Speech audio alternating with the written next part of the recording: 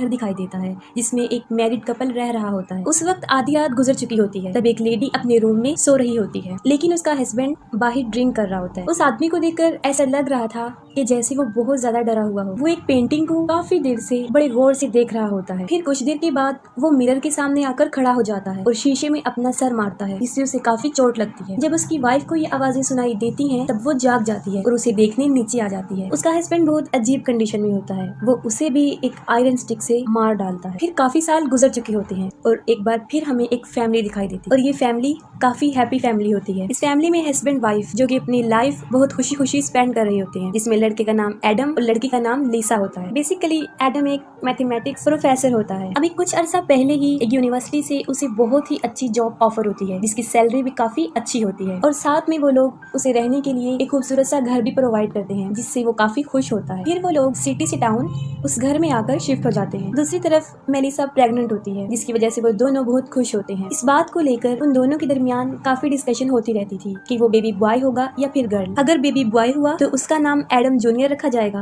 और अगर baby girl तो उसका नाम लीजा जूनियर। वो लोग अपनी लाइफ में बहुत खुश होते हैं और मजीद इस घर की वजह से उनका घर बहुत ही खूबसूरत और काफी बड़ा होता है और वो लोग अपने बेबी के लिए उसका रूम भी चूज कर लेते हैं। और उसी दिन लीसा की बहन विकी ने उनके लिए एक गिफ्ट भेजा होता है और उसमें एक माइस्टीरियस बॉक्स होता है। एडम उस बॉक्स को ओपन करने की काफी कोशिश करता है, लेकिन वो उसे नहीं खुलता, जिससे वो उन्हें लगता है कि शायद विकी ने उनके साथ कोई मजाक किया हो। मगर फिर भी वो उस बॉक्स को रख लेते हैं और अगले दिन एडम अपने काम पर चला जाता है। लेकिन जाने से पहले वो लीसा को कुछ इंस्ट्रक्शन देता है कि वो अपना ख्याल रखेगी और वो वेट भी नहीं उठाएगी, खास तौर पर बेबी क्रिब, क्योंकि अभी तक उन्होंने बेबी के रूम की सेटिंग नहीं की थी। और वो ये भी कहता है कि हम दोनों मिलकर उसे सेट कर लेंगे। लेकिन जब एडम चला जाता है तब लीसा खुद को बहुत ज्यादा बिजी कर लेती है। वो बेबी रूम की काफी सेटिंग कर लेती है, इवन के बेबी क्रिब को भी, क्योंकि उसे नहीं लग रहा था कि वो क्रिब इतना हैवी है। फिर उसका जहन उस बॉक्स की तरफ जाता है जो एडम से ओपन नहीं हुआ था। और यहाँ पर एक अजीब चीज ये होती है कि लीसा से वो बॉक्स इजीली खुल जाता है और जब वो उसे ओपन करती है तो वो बिल्कुल खाली होता है। फिर वो उस बॉक्स को रख देती है और वॉक पर चली जाती है। तब उसे एक औरत नजर आती है जो रो रही होती है और उसकी बॉडी पर भी ब्लड लगा होता है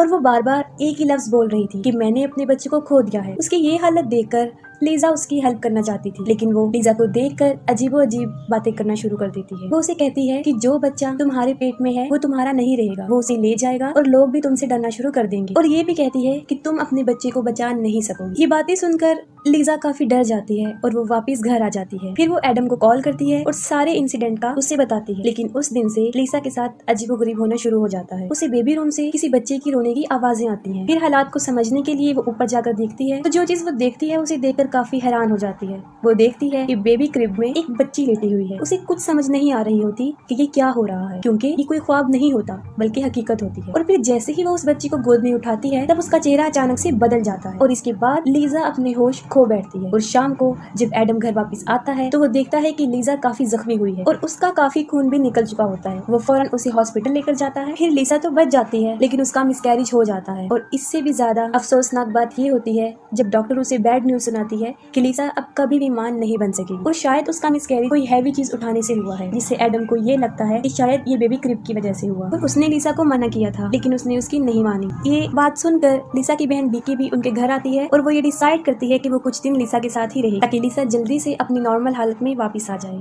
इस वाकये के बाद एडम कई मर्तबा लीसा से ये पूछने की कोशिश करता है कि ऐसा क्यों हुआ और उस दिन ऐसा क्या हुआ था, क्या उसने वाकई कोई हैवी चीज उठाई थी। इसके जवाब में लीसा उसे सच बता देती है, वो जंगल वाला इंसिडेंट, वो स्ट्रेंज वुमेन, फिर बेबी के रूम से बच्चे के रोने की आवाजें और वहाँ पर उस छोटी बच्ची का मिलना। और जैसे ही उस बच्ची को गोद में उठाया उसे कुछ भी याद नहीं रहा, क्योंकि तब वो अपने होश खो बैठी थी। यहाँ पर एक बात तो क्लियर हो जाती है कि उनके साथ कुछ अजीबो-गरीब हो रहा था और साथ में एडम को वो मिस्टीरियस बॉक्स भी मिल जाता है जो अब इजीली ओपन हो रहा था। तब एडम लीसा को बताता है, जिस पर वो कहती है कि इस बॉक्स को तो मैंने उसी दिन खोल लिया था जब ये वाकया पेश आया। और फिर वो विकी से पूछते हैं कि उसने उन्हें ये बॉक्स क्यों दिया जो पहले तो नहीं खुल रहा था और अब खुल चुका है और खाली भी है। जिस पर वो कहती है कि ये मैंने किसी घर की आइटम्स की सेल पर खरीदा था और मैंने इसको लीसा को गिफ्ट कर दिया। लेकिन रियलिटी तो ये होती है कि उस बॉक्स ने पहले तो बेकी को अट्रैक्ट किया और फिर लीसा को, तभी तो उसने ये बॉक्स ओपन कर लिया था। लेकिन उन लोगों को इसके बारे में कोई आइडिया नहीं होता और फिर नॉर्मल लाइफ चलती रहती है। और फिर कुछ दिन गुजर जाने के बाद लीसा को अपने घर से कुछ महसूस होना शुरू हो जाता है जिसे वो बता भी नहीं सकती थी। जैसे अक्सर घर के मिरर्स में लीसा का रिफ्लेक्शन काफी अजीबोगरीब बिहेव करता और और एक सुबह जब विकी और लीजा योगा कर रहे होते हैं तब एक बार फिर लीजा को किसी बच्चे के रोने की आवाजें आती हैं। इस बात को वो विकी से भी शेयर करती है।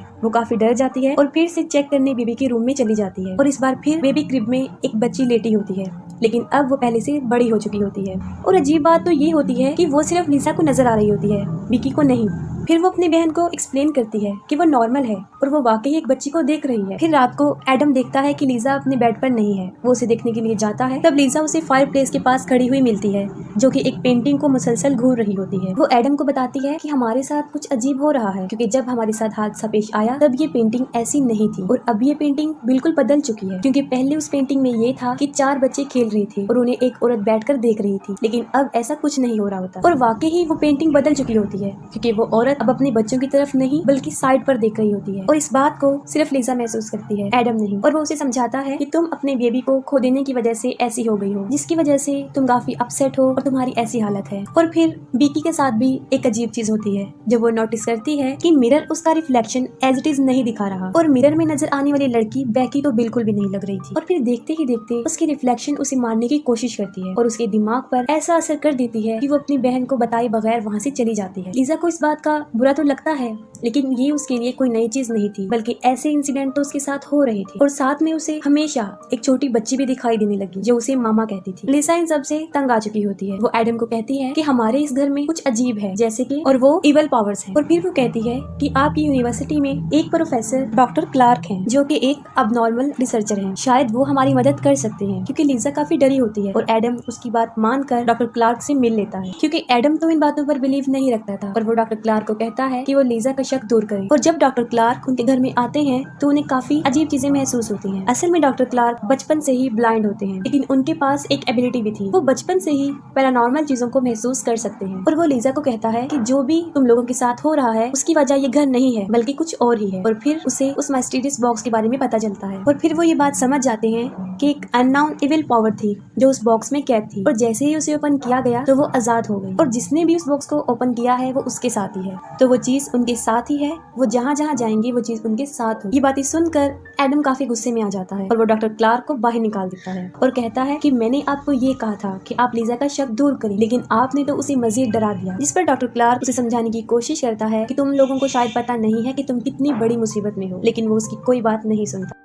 फिर उसी ही रात एडम के साथ कुछ होना शुरू हो जाता है जब उसे एक औरत और एक ओल्ड लेडी नजर आती है। वो दोनों उसे काफी डरा देती हैं और अब तो एडम को पूरा यकीन हो जाता है और वो फिर से डॉक्टर क्लार्क को अपने घर में बुला लेता है और तब डॉक्टर क्लार्क उनकी मदद करने की कोशिश करता है। अपने इस रिसर्च से उन्हें पता चलता है कि सब कुछ जो पैरानॉर्मल एक्टिविटीज हो रही हैं वो इस घर की वजह से बिल्कुल भी नहीं है और इस सब की होने की वजह वो बॉक्स था, क्योंकि उस बॉक्स में एक अननोन इविल एंटिटी होती है जिसका कोई वजूद तो नहीं होता और ये काफी टाइम से इस दुनिया में रह रही और इसका मकसद सिर्फ अनबॉर्न बेबी का शिकार होता है, यानी बच्चे को इस दुनिया में आने से पहले ही मार देता है। और उसकी बहुत बड़ी मिसाल लीजा थी, उसके साथ भी यही हुआ था और लीजा के साथ कोई वाकया पेश नहीं आया होता बल्कि उसके साथ ये सब कुछ करने वाली वो इविल एंटिटी थी। यानी हमने देखा कि एडम और विकी ने उसे खोलने की कोशिश की लेकिन वो सिर्फ लीजा से ही ओपन हुआ। मींस ये बॉक्स सिर्फ प्रेग्नेंट औरतों से ही खुलता है। बाहर आते ही उस बच्चे को वो मार देता है और जो बच्चे उसे नजर आते थे वो कोई और नहीं था बल्कि वो उसकी अनबॉर्न बेबी की टाइप्स थी कि अगर वो इस दुनिया में आ जाती तो वो ऐसी हो और वो बच्ची स्टेप बाय स्टेप बड़ी होकर ऐसी होती। जैसे लीजा को पहले छोटी सी बच्ची नजर आई थी,